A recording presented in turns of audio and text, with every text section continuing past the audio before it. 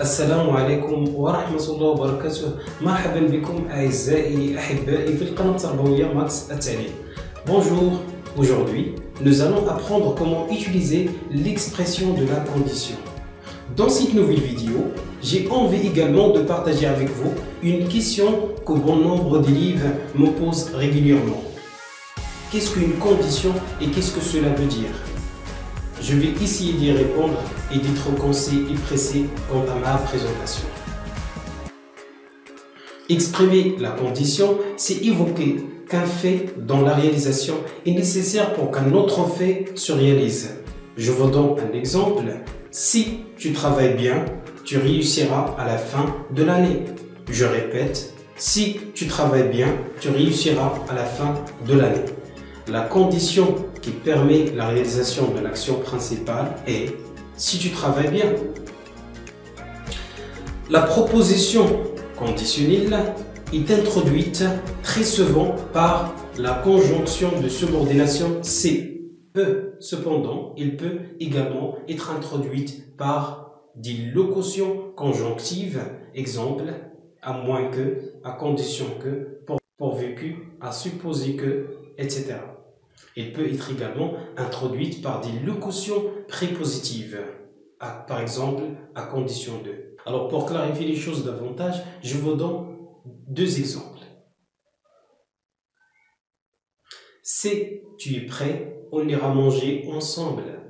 Si tu es prêt, on ira manger ensemble. Deuxième exemple, on ira manger ensemble à condition que tu sois prêt. Alors, tout d'abord, on va essayer de comparer les phrases de l'exemple A.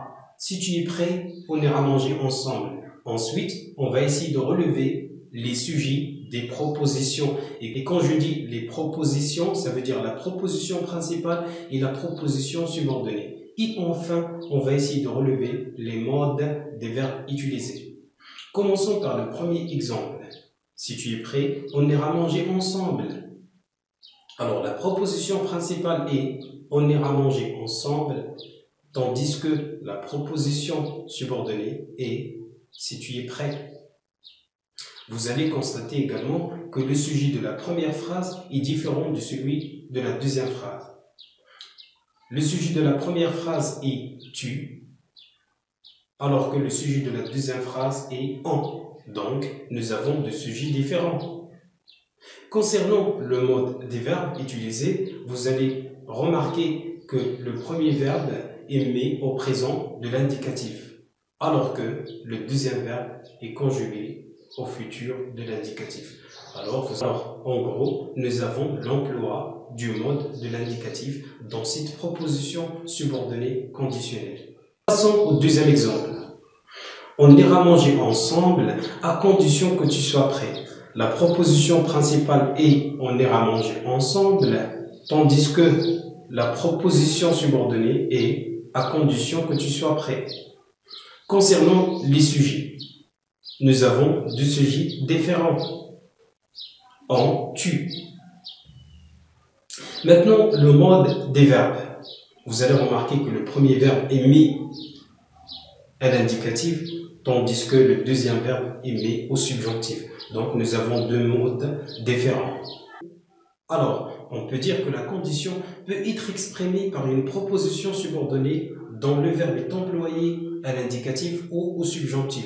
Mais attention, supposons que nous avons deux propositions qui ont le même sujet. Par exemple, tu travailles bien, tu réussiras à la fin de l'année. Alors, dans ce cas-là, le verbe de la proposition subordonnée, il sera mis au mode de l'infinitif. Tu réussiras à la fin de l'année à condition de bien travailler. Alors, ce qu'il faut retenir, c'est qu'il n'y a pas seulement qu'une seule façon pour exprimer la condition, qu'il y en a plusieurs. Alors, on peut exprimer la condition en utilisant la conjonction de subordination « c'est ». C'est plus présent, plus futur. Je vous donne un exemple. Si tu travailles bien, tu réussiras à la fin de l'année. On peut également utiliser c'est plus imparfait, plus conditionnel, présent. Je vous donne un exemple. Si tu travaillais bien, tu réussirais à la fin de l'année. On peut également utiliser si plus que parfait, plus conditionnel passé. Je vous donne un exemple. Si tu avais bien travaillé, tu aurais réussi à la fin de l'année. Pour exprimer la condition ou pour introduire une proposition subordonnée conditionnelle, on peut se servir d'une locution prépositive, par exemple la condition de, surtout lorsque nous avons l'identité de sujet. Ça veut dire le sujet de la première proposition est identique au sujet de la proposition subordonnée. Ça veut dire nous avons les mêmes sujets ou bien le même sujet.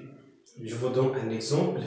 Tu travailles bien, tu réussiras à la fin de l'année. Alors donc, vous allez remarquer ici que nous avons les mêmes sujets. Alors, je peux dire par exemple, tu réussiras à la fin de l'année à condition de bien travailler.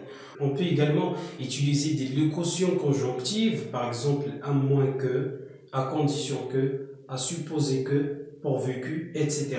Surtout lorsque nous avons deux sujets différents. Ça veut dire le sujet de la proposition principale est différent de la proposition subordonnée. Je vous donne un exemple. On ira manger ensemble à condition que tu sois prêt. Alors dans ce cas-là, nous avons deux sujets différents. Alors ما تنسوش تشاركوا معنا في القناة ديالنا وتفعلوا الجرس وذلك بالضغط على زر الاشتراك وشكرا على دعمكم المتواصل. إلى الدرس المقبل إن شاء الله.